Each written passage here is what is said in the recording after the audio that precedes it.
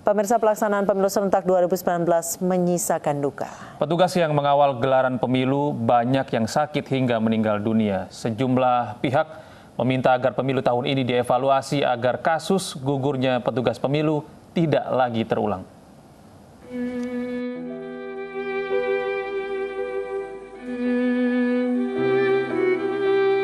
Sony Sumarsono, petugas KPPS TPS 26 Bekasi, salah satu petugas KPPS yang meninggal dunia lantaran kelelahan sibuk mempersiapkan keperluan pemilu.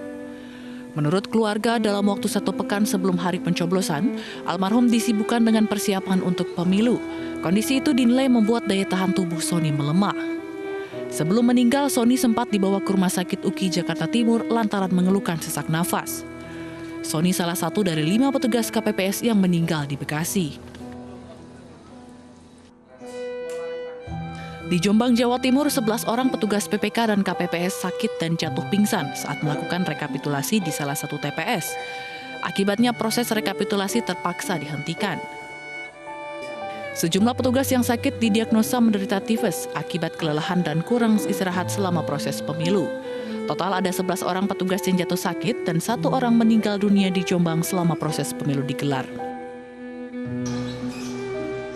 Sementara itu di Desa Sukanagalih, Kecamatan Pacet, Cianjur, Jawa Barat, seorang ibu petugas tempat pemungutan suara atau PTPS mengalami keguguran akibat kelelahan bertugas saat proses pemungutan suara serta penghitungan suara di tingkat TPS. Lilis Inaiwati, petugas di TPS 56 Desa Sukanagalih harus kehilangan janinnya yang baru berusia 10 minggu akibat keguguran. Lilis bekerja dari pagi hingga malam hari membuatnya kelelahan. Pemilu kali ini bisa dibilang merupakan pemilu yang menguras tenaga, sehingga banyak petugas pemilu yang gugur. Berdasarkan data dari KPU dan Bawaslu, sudah ada 144 orang petugas KPPS yang meninggal.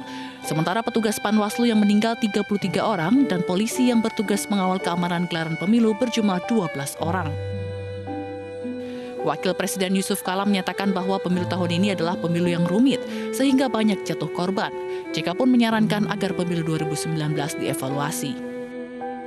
Itulah yang kita memang khawatirkan sejak awal, bahwa ini pemilu yang terumit, ternyata ada korbannya, baik di kalangan KPPS juga di kepolisian ada korban seperti itu. Maka tentu harus evaluasi, dipisahkan antara Kepres dengan Perpres dengan Pileg itu supaya bebannya jangan terlalu berat, sehingga tidak terjadi keruwetan menghitung.